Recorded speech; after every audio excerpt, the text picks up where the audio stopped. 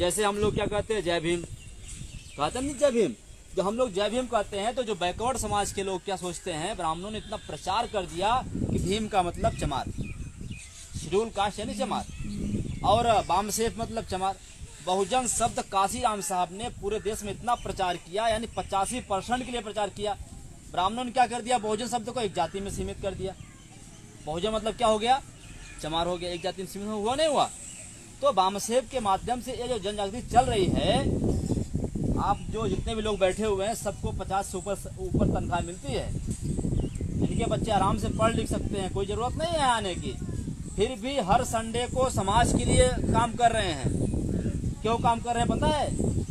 काम करने का जो पीछे का जो मकसद था, जब बामसेफ बनाया गया, तो बामसेफ जब बनाया गया तो बाबा साहब ने एक बात कही थी कि मुझे पढ़े लिखे लोगों ने धोखा दिया, अनपढ़ों से कोई शिकवा शिकायत नहीं है। ये जो पढ़े लिखे लोग थे, तो बाबा साहब ने इनको पढ़ने लिखने का अधिकार दिया, संविधान लिखा गया। जब ये लोग पढ़े लिखे लोग हो गए ना, ये लोग टीवी और बीबी मस्त हो गए, इनसे समाज से मतलब ही नहीं रहा। आज आपके बीच में आके बैठ के समझा रहे हैं नहीं। पहले क्या होता था, अधिकारी लोग नौकरी पाए, घर छोड़ के सिटी में मकान बना लिए। अब मकान बनाने के बाद गाँव में कभी आते ही नहीं थे। जब मान लीजिए कभी कभार त्योहार पे गाँव में आए तो अपने बच्चों से क्या कहते थे, बेटा उनके गांव में मत जाना, वह गांव का माहौल ठीक नहीं है। यानी हम लोग गांव के लोग हैं, हम लोग अनपढ़ लोग हैं, तो हमारा जो अधिकारी का बच्चा है वो हमारे संपर्क में ना आए, यानी वो भी बिगड़ जाएगा। आखिर पढ़े लिखे लोगों को कौन ठीक करेगा? जो पढ़ा लिखा आदमी है, जो अधिकारी का लड़का, वही ठीक कर सकता है ना। जो पढ़ा लिखा आदमी है वही करने वाला है, बस कोई करने वाला नहीं है। तो साथियों, हम लोगों को जो पढ़ाया गया, जो अभी हम लोग क्या सोचते हैं कि हम लोग 15 अगस्त 47 को आज़ाद हो गए, लेकिन हम लोग 15 अगस्त 1947 को आज़ाद नहीं हुए। हमारी जो आज़ादी थी 26 जनवरी 1950 की हुई। 26 जनवरी 1950 को जो संविधान लागू हुआ, संविधान लागू होने के बाद हम लोग आज़ाद हुए। उसके पहले हमारे पास क्या व्यवस्था थी? एक तरफ कुत्ता गाय मरती थी तो एक तरफ कुत्ता मांस खींचता था, एक तरफ हमारे भाई लोग मांस जो खींचते थे। यानी कुत्ता भला होता था, हमारे समाज के भाई लोग भले नहीं थे। ब्राह्मणों ने वर्ण व्यवस्था बनाई, जो भी चर्चा हो रही थी ना, वर्ण व्यवस्था की। ब्राह्मणों ने वर्ण व्यवस्था बनाई। वर्ण व्यवस्था में क्या बनाया? ऊपर पंडित को बैठाया, फिर क्षत्रिय को बैठाया, फिर वैश्य को बैठाया, फिर शूद्र को बैठाया। शूद्र में कौन से शूद्र थे? ये जो बैकवर्ड समाज के लोग थे, रियल में जो बैकवर्ड समाज के लोग शूद्र हैं, और एक अतिशूद्र थे। ये जो अतिशूद्र लोग थे, यानी जो शेड्यूल कास्ट लोग थे, ब्राह्मणों ने इनको शहर के दक्षिण दिशा में बसा दिया। यानी अगर इनकी हवा इनके शरीर से टच होते हुए आए, हवा भी ब्राह्मणों को अच्छा नहीं लगता था। यानी जो हमारा हवा है वो भी पंडित को अच्छा नहीं लगता था। तो ब्राह्मण को सेवा कौन करेगा? ब्राह्मणों ने मनुस्मृति में क्या लिखा? सेवा करने का अधिकार शूद्रों का होगा। अभी सेवा कौन करेगा? जिसका छुआ ब्राह्मण खा नहीं सकता, क्या वो कभी सेवा कर सकता है? वर्ण व्यवस्था में मनुस्मृति ने, ब्राह्मणों ने लिखा सेवा करने का अधिकार ब्राह्मणों को, शूद्रों को होगा। यानी अगर हमारे समाज के जो लोग थे, पहले आप लोग पता होगा किचन नहीं होते थे, तो हम लोग क्या करते थे? खाना खाते थे। खाना खाने के बाद जो थाली होती थी वो रखते थे, तो महिलाएं उसको हैंड पंप पे छोड़ देती थी। अब कुत्ता आता था, थाली को चाटता था, अगर इच्छा हुई तो उसमें पेशाब भी करके चला जाता था। तो घर की महिलाएं क्या करती थी? थाली को मांजती थी। मांजने के बाद थाली कहाँ जाता था? किचन में। यानी अगर कुत्ता थाली चाटे, थाली कहाँ गया? किचन में। अगर उसी थाली में कोई हमारा भाई खा ले, शेड्यूल कास्ट का आदमी खा ले, तो थाली कहाँ जाती थी? बाहर जाती थी। यानी वो जो थाली बाहर जाती थी, तो थाली को जो बैकवर्ड समाज के लोग थे, जो इस मानसिकता के लोग थे, उस थाली को जो है कहीं छप्पर में गाड़ते थे और कहते थे कि दोबारा जब हमारे घर में आदमी काम करने के लिए आएगा तो उसे उसी थाली में खाने के लिए देंगे, कहीं और नहीं देंगे। मान लीजिए थाली कहीं टूटी फूटी पड़ी हुई, साल भर के बाद वो ढूंढते नजर आएंगे कि वो थाली है कहाँ। क्योंकि हमने अनुभव किया है, ऐसी व्यवस्था हमने देखा है। ढूंढते हमारे लोग, मान लीजिए कोई शेड्यूल कास्ट आदमी बैकवर्ड गया, खाना खाने पहुंच गया, तो लोग अपने थाली नहीं देते खाना खाने के लिए, तो उनके लिए जो थाली होती थी बहुत साल पहले टूटी फूटी, उसमें देते खाना खाने के लिए। तो ये व्यवस्था किसने बनाई? ब्राह्मणों ने बनाई। तो जो शूद्र था, शूद्र बैकवर्ड था। बैकवर्ड में कौन था? यादव जातियाँ ले लीजिए, कुर्मी ले लीजिए, कच्छी ले लीजिए, नाऊ ले लीजिए। तो यादव जी क्या करते थे? पंडित जी के यहाँ दूध देने का काम करते थे। कुर्मी जी अनाज देते थे, और जो कोयरी थे सब्जी देते थे, और मनुस्मृति में ब्राह्मणों ने लिखा, अगर इनके कान में ज्ञान का एक भी शब्द पड़ जाए तो इनके कान में शीशा पिघला के डाल दो। अधिकार नहीं था। अगर ये लोग पढ़ ले यानी उच्चारण कर ले तो इनकी जीभ काट दी जाए। यानी ऐसी व्यवस्था हमारी थी कि ना हमें सुनने का अधिकार था, ना बोलने का अधिकार था, ना बैठने का अधिकार था। कुत्तों से बेकार हमारी इज्जत थी। तो जो हमारे महापुरुष लोग थे, सबसे पहले स्टार्टिंग में 1848 ईस्वी में ज्योतिबा फूले ने इस मिशन के लिए आंदोलन छेड़ा। उन्होंने क्यों छेड़ा? ज्योतिबा फूले एक बार ब्राह्मण की बारात में गए। वो जो ब्राह्मण था, ब्राह्मण का नाम था, जो उनके दोस्त था, सखाराम। सखाराम नाम था ब्राह्मण का। तो सखाराम के साथ में पंडित के बारात में गए। पंडित ने क्या देखा कि एक बैकवर्ड यानी एक शूद्र हमारे साथ कंधा से कंधा मिला के चल रहा है। ये कैसे हो गया? यानी जिसको कभी हमने चारपाई पे बैठने नहीं दिया, वो पंडित हमारे शादी में कैसे आ गया? तो ब्राह्मण ने ज्योतिबा फूले को धक्का मार के निकाला।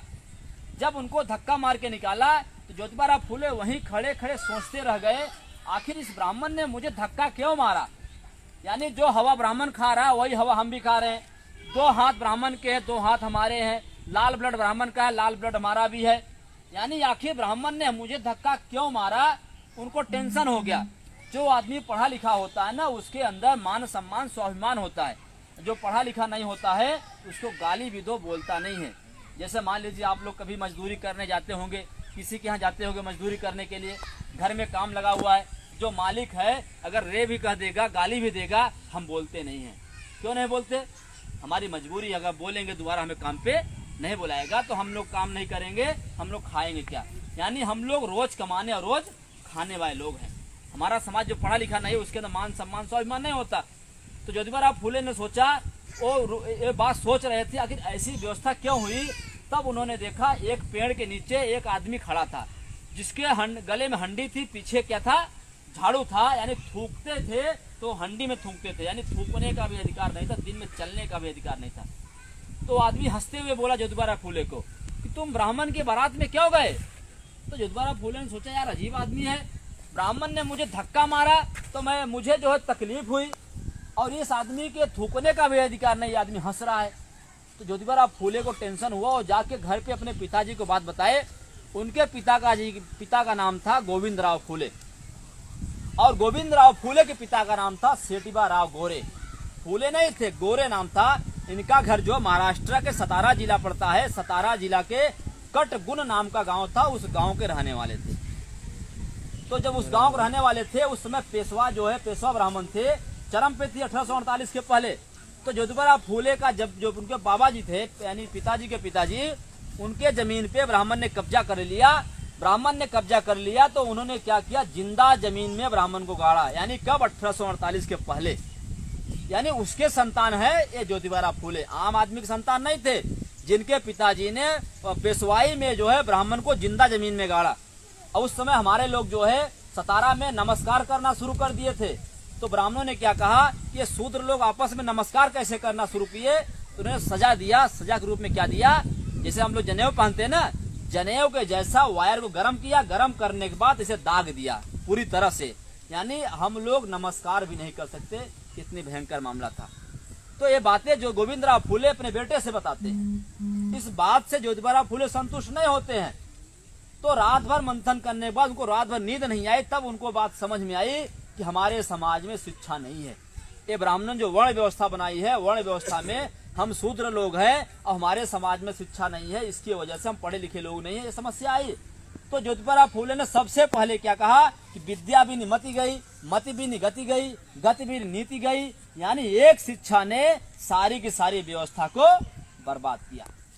तो उसके बाद जो है लड़ाई लड़ना शुरू हुआ। साहू जी महाराज, शिवाजी महाराज, डॉक्टर बाबा साहब अम्बेडकर, यानी 108 साल का संघर्ष।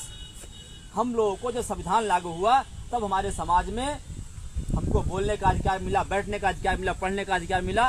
यानी डॉक्टर बाबा साहब अम्बेडकर, जब बाबा साहब ने संविधान लिखे तब हमको ये सब मिला। उस समय क्या हुआ? शिक्षा एक साथ हुआ, विद्यालय खुलना शुरू हो गए, अस्पताल शुरू हो गया। तो हमारे समाज में जब उस समय जो पंडित जी होते थे वो गुरु जी होते थे।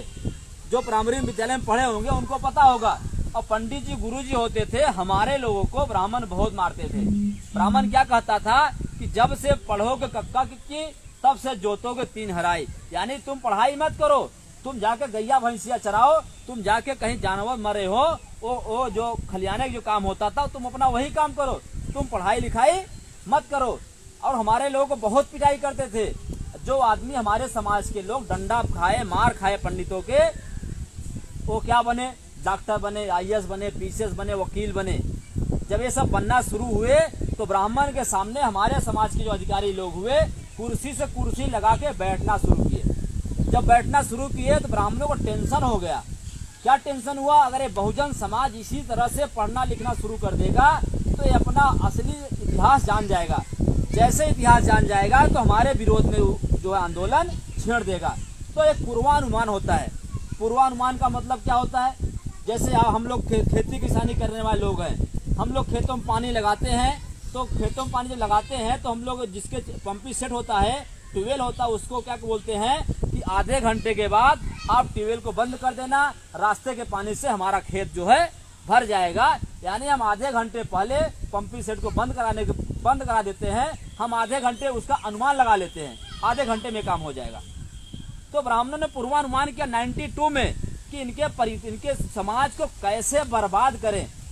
यानी तो उन्होंने सोचा कि जो सरकारी विद्यालय है उसी को ही बर्बाद कर दो। ये कहाँ से पैदा हो रहे हैं, ये सरकारी विद्यालय से पैदा हो रहे हैं। तो उस विद्यालय में नियम निकाला कि विद्यालय में जो मास्टर होगा, मास्टर लोग यहाँ बैठे हुए हैं, नियम निकाला मास्टर को पढ़ाएगा नहीं। जो बच्चा होते हैं बच्चों को पढ़ाएंगे नहीं मास्टर, बाकी खाना खिलाएंगे, वजीफा देंगे, ड्रेस देंगे, खिचड़ी देंगे। यानी जिस मास्टर काम था पढ़ाने के बजाय मास्टर को बना दिया बावर्ची। बावर्ची आप लोग समझते हो, जो हलवाई होता है ना, हलवाई जो होता है लिखता है आधा किलो गुड़ आएगा, नमक आएगा, मिर्ची आएगा, तेल आएगा, वो देख रेख करेगा, अगला आदमी बनाएगा। वही काम मास्टर का हो गया। मास्टर पढ़ाएगा नहीं, केला ले आएगा, दूध ले आएगा, पूरा रिपोर्ट तैयार करेगा, रिपोर्ट तैयार करने के बाद लखनऊ ऑफिस भेजेगा। अगर बच्चों को मास्टर नहीं पढ़ाएगा तो नौकरी नहीं जाएगी। लेकिन अगर खाने पीने में कोई कमी हो गई, नौकरी से हाथ धो बैठेगा मास्टर। और दूसरा काम क्या हो गया, खिचड़ी। दूसरा क्या, जनगणना करो, बाल गणना करो, जानवर गणना करो। यानी पढ़ाएगा नहीं मास्टर, मास्टर को लगा दिया, अलग अलग काम में लगा दिया। उसके बाद क्या हुआ, हमारे समाज के बच्चे स्लेट ले जाना भूल जाते हैं लेकिन प्लेट ले जाना कभी नहीं भूलते। और हमारे घर के जो गार्जियन होते हैं वो कभी बच्चों से नहीं पूछते कि हमारा बच्चा पढ़ता क्या है। लेकिन किसी दिन खाने में हमारे बच्चों को दूध नहीं मिला, केला नहीं मिला, खिचड़ी नहीं मिली, क्या होगा, हमारे घर के महिलाएं या बच्चे गार्जियन लेके बच्चों के साथ में पहुंच जाएंगे विद्यालय, कहेंगे क्या गुरुजी हमें लड़कियों का आज खाना नहीं मिला। इसके लिए शिकायत करेंगी, लेकिन ये कभी नहीं पूछेंगी कि हमारे घर के हमारे बच्चों को आप पढ़ाते क्यों नहीं हो। दूसरा क्या, यानी जो मास्टर होता है उसका ध्यान कहाँ चला गया, खिचड़ी पे। जो डिप्टी साहब है उसका ध्यान कहाँ चला गया, खिचड़ी पे। बच्चे का ध्यान कहाँ चला गया, खिचड़ी पे। और घर के गार्जियन का ध्यान कहाँ चला गया, खिचड़ी पे। यानी हमारे समाज के बच्चों का ध्यान जो है कटोरे पे थमा दिया, भीख मांगने के स्थान पे थमा दिया। और नियम निकाला, क्या नियम निकाला कि 1 से 8 तक के बच्चों को फेल ही नहीं किया जाएगा। अगर जब बच्चा फेल नहीं होगा, हमारे घर गार्जियन क्या होते हैं, हमारे लोग पहले पढ़े लिखे तो थे नहीं। जब पढ़े लिखे नहीं थे, जब बच्चा फेल नहीं होता था तो माँ बाप बहुत खुश होते थे, हमारा बेटा तो 8 तक फेल ही नहीं हो रहा है। आखिर उसका एग्जाम होगा तब तो पता चलेगा कि बच्चा फेल हो रहा है नहीं फेल हो रहा है। और 10 में क्या हुआ, 2 बार बोर्ड का एग्जाम हो गया, एक बार एग्जाम हुआ फेल हो गया, दोबारा एग्जाम हुआ फेल हो गया। तो हमारे घर के लोग क्या कहते हैं, बेटवा तुम्हारे नसीब में पढ़ाई लिखाई नहीं है, तू पढ़ाई लिखाई मत करो, चल के हमारे साथ में अभी जो है हमारे कामकाज में हिस्सा बटाओ। यानी अगर बाप खेती कर रहा है तो बेटा भी खेती करेगा। बाप बम्बई कमा रहा, रिक्शा चला रहा है तो बेटा भी बम्बई जाके रिक्शा चलाएगा। यानी जो लड़का आपका डॉक्टर बन सकता था, वकील बन सकता है, क्या बन गया हो, चपरासी बन गया। चपरासी भी नहीं बना, मजदूर बन गया। एक तरफ क्या किया, प्राइवेट विद्यालय खोले, सप्ताह में टेस्ट होगा, महीने में टेस्ट होगा, साल में परीक्षा होगी, यानी 3-3 4-4 परीक्षा होगी, उसकी फीस जो है महंगी कर दिया। तो हमारे सामाजिक शिक्षा जो है जड़ से खत्म कर दिया। जब जड़ से खत्म कर दिया, जो पढ़े लिखे लोग थे इन्होंने कोई बोला ही नहीं, एक बार भी नहीं इसकी आवाज उठाई। क्यों नहीं बोला, उसके पीछे बहुत बड़ा कारण है। दूसरा ब्राह्मणों ने कौन सी परंपरा बनाई, बिना पंडित के हम लोग कोई काम नहीं करते। अभी इतने लोग बैठे हैं, अगर एक दिन पंडित आए बोले यहाँ कथा होगा एक बार अनाउंस करा देंगे, पूरे गांव के लोग, इतना भीड़ होगा कि यहाँ एक स्थान जगह नहीं मिलेगी पांव रखने के लिए कथा के नाम पे। ब्राह्मणों ने क्या व्यवस्था बनाया कि लड़का तुम पैदा करो, नाम हम रखेंगे। अब ब्राह्मण नाम कैसे रखते थे? ब्राह्मण के यहाँ पैदा हुआ तो ज्ञान सूचक शब्द ज्ञान प्रकाश, वेद प्रकाश। ठाकुर के यहाँ यानी छत्री के यहाँ पैदा हुआ तो अखंड प्रताप सिंह, रघुराज प्रताप सिंह। अब बनिया के यहाँ पैदा हुआ तो धन सूचक शब्द यानी करोड़ीमल पन्नालाल। और हमारे यहाँ पैदा हुआ तो जो ठाकुर ब्राह्मण है, पंडित का मतलब यहाँ वाले पंडित नहीं, ठीक है, ये ध्यान दीजिएगा। और ठाकुर का मतलब बिहार के ठाकुर नहीं, ठाकुर मतलब छत्री। हमारे यहाँ ठाकुर मतलब छत्री होते हैं, यहाँ ठाकुर मतलब हज्जाम होते हैं, ये ध्यान दीजिए, नहीं तो फिर मिस्टेक हो जाएगा। और जो हमारे यहाँ लड़का पैदा होता है तो हम लोग, पंडित कहता है बताओ कौन से दिन लड़का पैदा हुआ? बुद्ध को पैदा हुआ। लड़का है बुद्धू राम रख दो, लड़की है बुधनी रख दो। लकड़ी के पैदा हुआ तो लकड़ुआ रख दो, घूरे का पैदा हुआ तो घूरे प्रसाद रख दो, घुरई प्रसाद रख दो।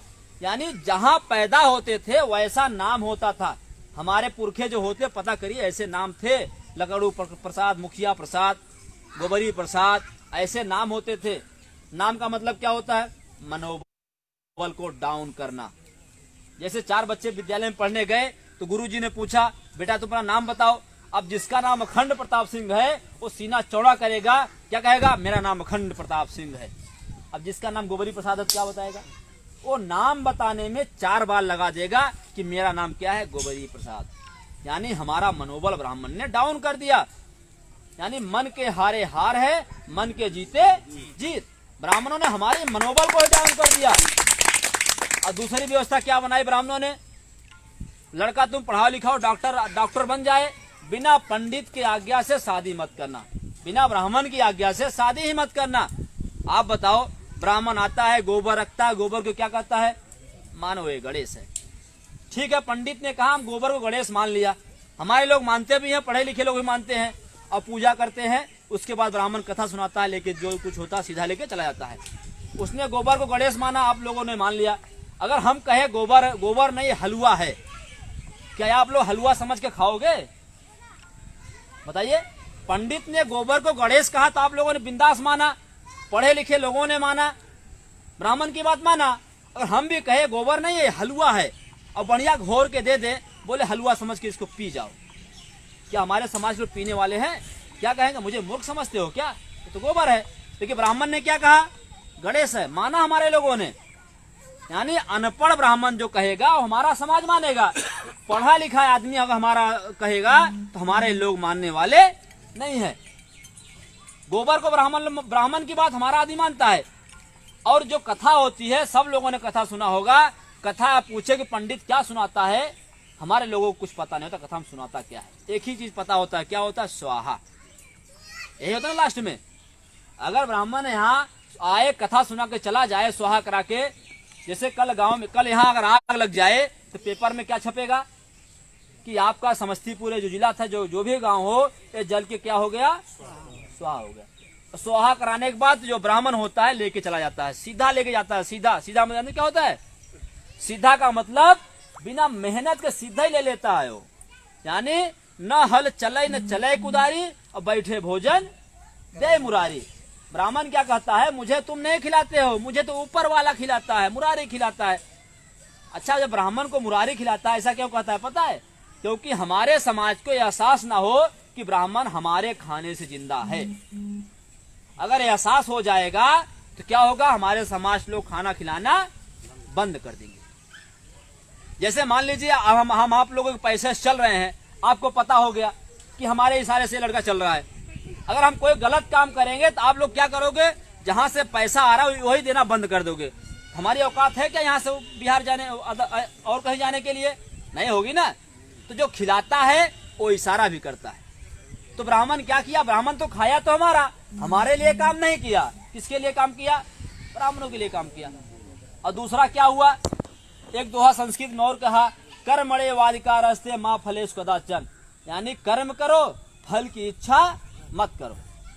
आप लोगों ने जो भी कुछ बोया है, धान बोया ना, धान की आप लोग खेती करिए, जैसे फल उगने की बात आए वो आप मत खाइए, पंडित ब्राह्मण को खिला दो। उसका कौन खाएगा? तो ब्राह्मण खाएगा। और तीसरी व्यवस्था क्या बनाई, घर आप बना दो करोड़ों रुपए का, बिना ब्राह्मण की आज्ञा से गृह प्रवेश नहीं होगा। गृह प्रवेश की दाई ब्राह्मण बुलाएगा। इतना ही नहीं, जीते जी पंडित तो खाता ही खाता है, मरने के बाद भी ब्राह्मण खाता है, कहता है तुम्हारे पिताजी स्वर्ग जाएंगे। हाँ, सोचो, जिस ब्राह्मण ने हमारे पुरखों को कभी जमीन पे बैठने का अधिकार नहीं दिया, क्या वो ब्राह्मण कभी चाहेगा कि इनके पुरखे स्वर्ग में जाके ऐश करे एसी में? बताइए, उन्होंने जीते जी हमको कभी छूने का अधिकार नहीं दिया, अब मरने के बाद क्या कहता है, तुम स्वर्ग में जाओगे। स्वर्ग में, स्वर्ग कोई भूमि है, जमीन प्लाटिंग करके रखा हुआ है। एक जो है यादव जी थे, वो ब्लॉक प्रमुख थे, तो 2 पंचवर्षीय ब्लॉक प्रमुख रह चुके थे, तो उनको ये बातें पता नहीं थी। तो ब्राह्मण को क्या करते थे, ब्राह्मण जो आता था पैसे वाले थे, तो ब्राह्मण को जो है ब्राह्मण लिख के देता था, तो 3.5 लाख 4 लाख का जो है सामान ब्राह्मण को देते थे कि ब्राह्मण को दे देंगे, हमारे पिताजी पा जाएंगे। तो जब हम लोग संपर्क में आए तो उन्होंने कहा, फिर कहा कि पंडित को बुलाओ, हम जो है दोबारा जो है अपने पिताजी का श्राद्ध कराएंगे। अब ब्राह्मण आया, जितना सामान डाटा लिखा ब्राह्मण ने सब यादव जी ने मंगा दिया। अब बढ़िया एक मोटी सी लाठी रख लिया, तेल लगा के, पूरी लाठी में तेल लगाया और रख दिया। जब कथा शुरू हो गई तो पंडित जी से ब्राह्मण ने कहा, यादव जी ने कहा कि ब्राह्मण ने बताइए पंडित जी, क्या हमारे पिताजी ये पूरा पा जाएंगे? कहा हाँ, आप टेंशन मत लीजिए, हमने पूरा काम कर दिया है, ये सारा सामान आपके पिताजी के पास तक पहुंच जाएगी। तो यादव जी ने कहा, देखिए अभी जो है जमाना डिजिटल का आ गया है, अभी हम पिताजी को मोबाइल भी देना चाहते हैं, बहुत दिन हो गया पिताजी से बात किए हुए, थोड़ा वेरीफाई भी हो जाएगा ये सामान उनके पास पहुंच रहा है कि नहीं पहुंच रहा है। आप ये मोबाइल भी लेके चले जाओ, और नहीं ले जाओगे तो आपको ये बात पता होगी कि अहिरों की लाठी बोलती है। तो जैसे ही वो उन्होंने पंडित ने सुना कि जैसे यादव जी लाठी उठाया, तो ब्राह्मण जो था तत्काल पांव में गिर गया कि हम क्या करें, ये सब पूरा जो है प्रोपोगंडा है, ढपोसला है, ये हमारे पुरखों ने बनाया, हम लोग उसी को लेते हुए चले आ रहे। तो ये जागृति का मामला है, बिना जागृति कुछ होने वाला नहीं है। इतना ही नहीं, अभी जैसे मंडल कमीशन का जो मामला था, क्रीमी लेयर चल रहा था, हमारे लोग को जो नहीं पढ़े लिखे लोग हैं उनको नहीं पता होगा कि क्रीमी लेयर क्या होता है।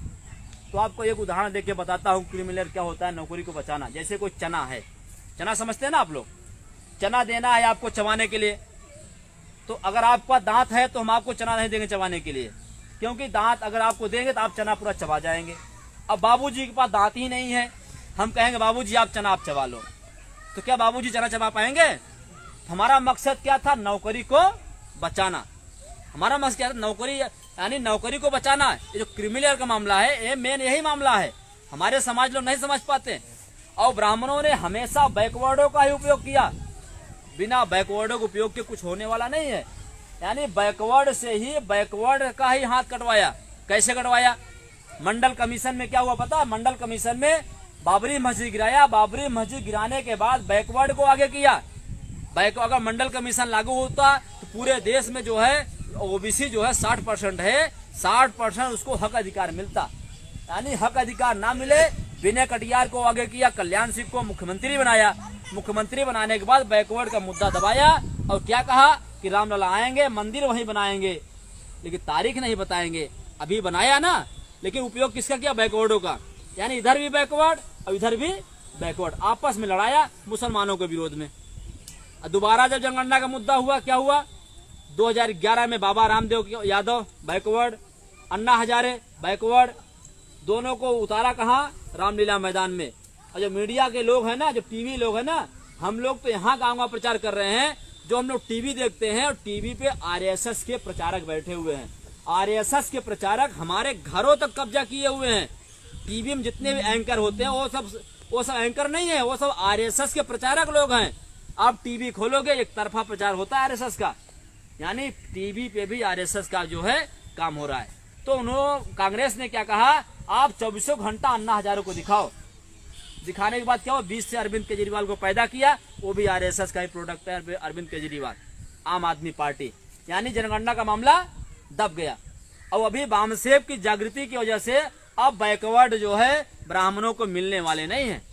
इतनी जागृति हो गई है, बैकवर्ड जान गया है कि शेड्यूल कास्ट का भाई हमारा भाई है, मुसलमान हमारा भाई है, पटेल हम जो और जो जाति के लोग हैं, अब आपस में लड़ना बंद कर दिए। जब लड़ना बंद कर दिए तो अभी जो राजपूत का मामला चल रहा है, इलिया का मामला चल रहा है, तो ब्राह्मणों को खुद रोड पे उतरना पड़ रहा है। यानी अब अभी तक कौन उतरता था? बैकवर्ड होता था। अब क्या है, ब्राह्मण खुद ही अपने मुद्दा को दबाने के लिए उतर रहे हैं रोड पे। यानी अब बहुजन समाज में जागृति बहुत तेजी से बढ़ रही है। और साथियों, लास्ट में एक बात बता के हम अपनी बात को खत्म कर रहे हैं, क्योंकि आप लोग बैठने की क्षमता हम समझ रहे हैं। तो जैसे क्या होता है, वामसेव का उद्देश्य क्या है, लक्ष्य क्या है? जैसे एक कंपनी है, एक कंपनी से छुआछूत निकल रहा है, जातिवाद निकल रहा है, भेदभाव निकल रहा है, और निजी कंपनियां निजीकरण हो रही है, विद्यालय निजीकरण हो रही है, जमीनें बेची जा रही है। एक समस्या को पकड़ ले रहे हैं, यानी जहां से निकल रहा वहां नहीं पकड़ रहे हैं, बीच से हम लोग पकड़ ले रहे हैं, उलझा दे रहा ब्राह्मण। तो वामसेव का प्लान क्या है? जहां से समस्याएं निकल रही है उसी को ही उसी कंपनी में हमेशा के लिए आग लगा दो। जैसे ही कंपनी से आग लग जाएगी, जितनी भी समस्याएं थी जड़ से खत्म हो जाएगी। तो वामसेव पूरे देश पे काम कर रहा है। हमारे जैसा 2000, 2500, 3000 लोग 24 घंटा काम कर रहे हैं, और हमारे समाज में जो एम्प्लॉय लोग हैं अपना टाइम निकाल के समाज में दे रहे हैं। साथियों, बहुजन समाज के आज़ादी का मामला है। अभी आप लोगों को पता होगा किसानों का मामला, ये अध्यादेश का जो मामला है, ये बात आप लोगों को समझनी होगी कि 3 अध्यादेश क्या है। तो अभी तक क्या होता था, हम लोगों ने खेती किया, जो हमारे यहाँ पैदा होता था तो हम लोग बेचते थे। ये लोग जो एमएसपी की बात कर रहे हैं, सरकार, हमारे समाज के लोग सरकार के रेट पे अनाज बहुत कम बेच पाते हैं। जो छोटे मोटे जो बनिया हो व्यापारी होते हैं, हमारे लोग उनको ही देते हैं, सरकार के रेट पे बहुत कम दे पाते हैं। तो अभी इन लोगों ने नियम क्या बनाया है, ये नियम बनाया, जो विदेशी कंपनियां भारत में आएंगी या अडानी अंबानी होगी, नियम बनाया। जैसे आपका जमीन है तो पूरा का पूरा जमीन आएगा, कंपनी वाला आएगा, वो जमीन लेगा, वो क्या कहेगा कि आप लोग खेती कर रहे हो, आपको 1 लाख मिल रहा है, तो हम आपको 2 लाख रुपया देते हैं, आप खेती मत करो, हम आपको जो है साल भर का 2 लाख रुपया दे देते हैं और खेती हम करवाएंगे। तो मान लीजिए खेती करवाया, दे दिया, कॉन्ट्रैक्ट पे दे दिया, और उसमें लिखा रहेगा, क्या लिखा रहेगा कि अगर आप ये नहीं कर पाएंगे तो हम आपको 1-2 लाख नहीं भी देंगे, तो कोई मतलब नहीं, क्योंकि वो इंग्लिश में होगा। जैसे हमारे लोग लोन लेते हैं ना, लोन लेने के बाद क्या होता है, इंग्लिश में लिखा रहता है, हमारे लोग पढ़ते नहीं है, केवल साइन करते हैं। उसमें बहुत सारी शर्तें लिखी रहती है कि आप लोन नहीं दे पाएंगे तो आपका जमीन जब्त कर लिया जाएगा, आपका मकान जब्त कर लिया जाएगा, ऐसा शर्तें रहती है। तो आने वाले समय में हमारे लोग जो खेती करते हैं ना, खेती भी जाने वाली हाथ से। यानी हम लोग जिसे पाँव रखेंगे तो ऐसा बनाएंगे कि यहाँ ये अडानी की जमीन है, ये बिरला की जमीन है, ये आगे जाओगे टाटा की जमीन है। जैसे हम लोग जाते हैं ना, खत लिखा रहता है बोर्ड में ना, समस्तीपुर शुरू और हाजीपुर में आपका हार्दिक स्वागत है। तो ऐसा बोर्ड लगाने वाले 27,000 कंपनियां भारत में आ रही हैं। तो बहुत भयानक मामला है। अगर हम लोग आज भी जागरूक न हुए तो आज हम लोग बाबा साहब के मूर्ति पे फूलों की माला चढ़ा रहे हैं, तो हमारे जो बच्चे हैं ना, वो जूतों की माला चढ़ाएंगे। कि जब अधिकार खत्म हो रहा था तब आप लोग कहाँ थे? जैसे अभी चुनाव का मामला है, अभी हमारे भाई साहब कह रहे थे कि हमारा ये समाज नहीं सुधरने वाला है, हमारे लोग घुसखोर लोग हैं, वोट जो है बेच देते हैं। कहना सही है, 100% वोट देना, हमारे लोग बेचते हैं वोट। उसके पीछे का मकसद क्या है? हमारे समाज के लोग, हम एक ही बात कहना चाह रहे हैं, हमारे समाज के लोग दारू पे, पैसे पे, कपड़े पे वोट ना दें।